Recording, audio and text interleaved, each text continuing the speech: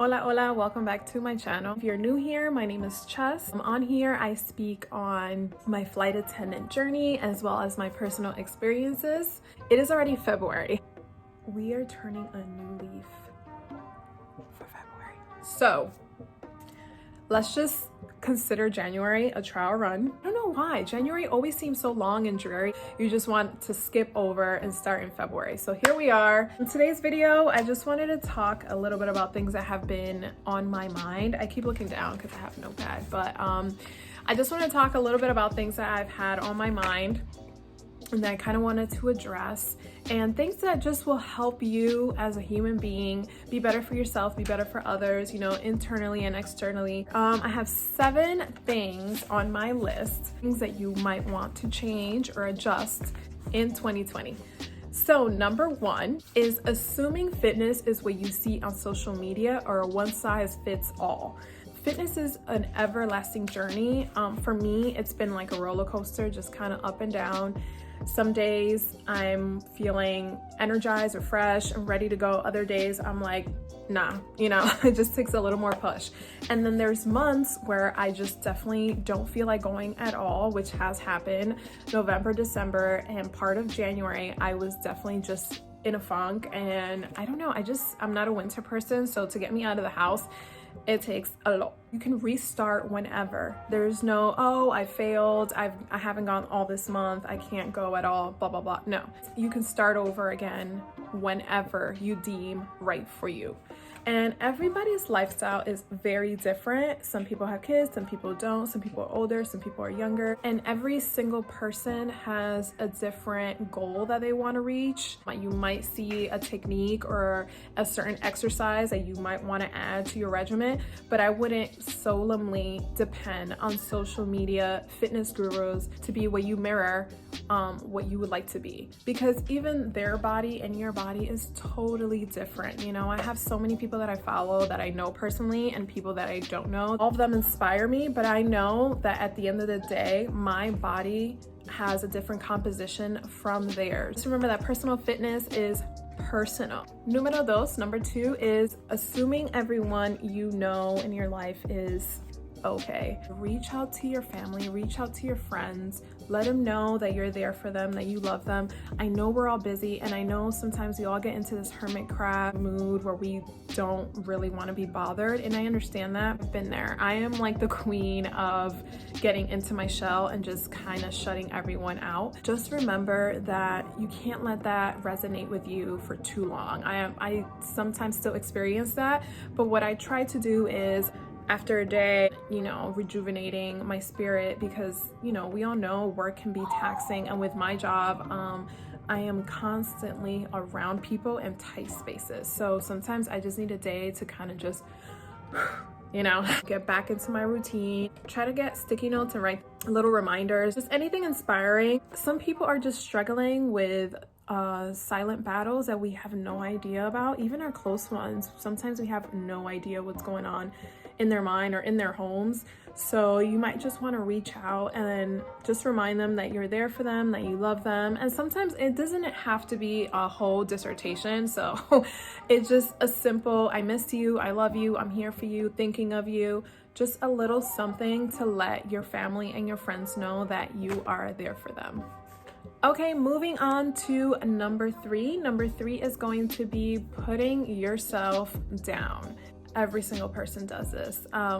Doesn't matter how successful you are, how financially wealthy you are, what kind of job you have. It's a matter of exercising mental control. So when you hear it in your head, you kind of just put a pause to it, minimizing it or catching it, and then switching that thought and do something about it. Do something about whatever it is that you're thinking.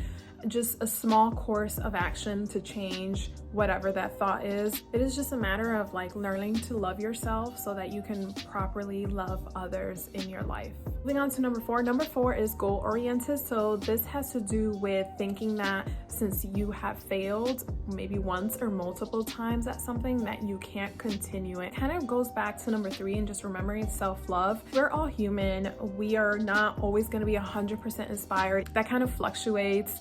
And so we just have to remind ourselves that it's okay if right now you're not inspired or today you're not inspired, but don't give up on that dream, because you're always gonna have that what if factor. We all have days where, you know, things don't go our way and we kind of question if this is the right path for us. Even the most successful people in the world have gone through this. Imagine if they would have given up. Imagine if Oprah gave up. We love Oprah. We need Oprah. You need people around you that will keep that in the forefront, that dream, that aspiration. You know, people that will push you and remind you or question you, hey, did you do this task? No matter how long it takes, you know, the time is gonna go by anyways. So do you wanna continue on and possibly fail and then be successful, or just stop all completely? Keep rooting for yourself. You got this. Number five is using the term self-care to overindulge.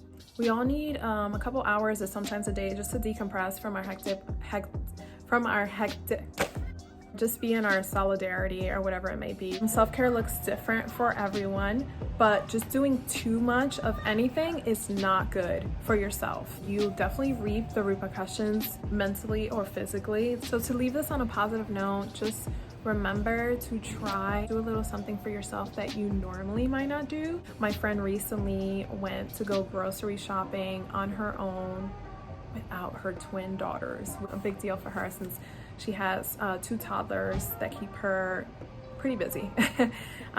Just so it looks different for everyone, but just find something that is good for you and still somewhat relaxing and healthy.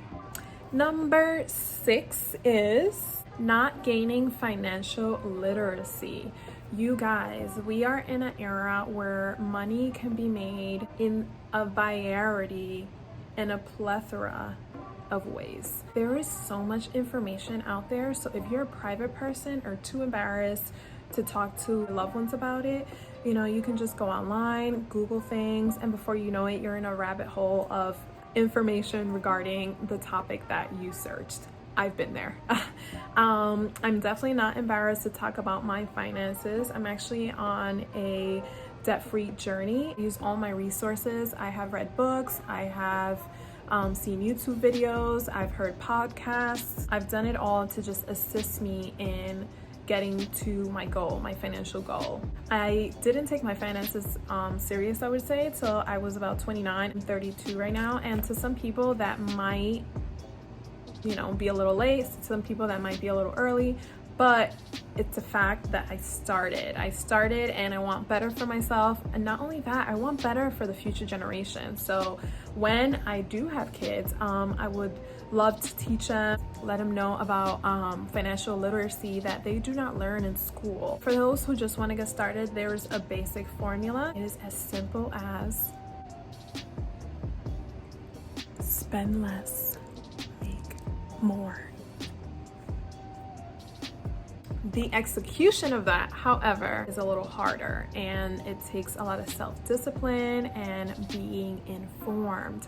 So do yourself a favor, do your family a favor, do the future generation a favor, and become financially knowledgeable, whether it's being debt-free, whether it's buying real estate, whether it's investing in the market, whatever it may be. Do yourself a favor and get the resources you need to execute that. And number 7 is something that it's a no-brainer, but it's still hard for people. It's letting social norms define who you are. We live in an era where you can be whoever you want, do whatever you want, as long as you don't veer too far out of the box. We have to stop believing that life is only to be led or lived one way. I think that's why traveling is so important to me and why this job is such a blessing. It puts into perspective how other people live around the world, and not that it's right, not that it's wrong. So many of us grow up with certain customs and traditions, and sometimes you want to change that up, and I fully understand that. You don't want to live your whole life feeling like you don't have enough authenticity, like you can't really express yourself. At the end of the day, you're only hurting yourself.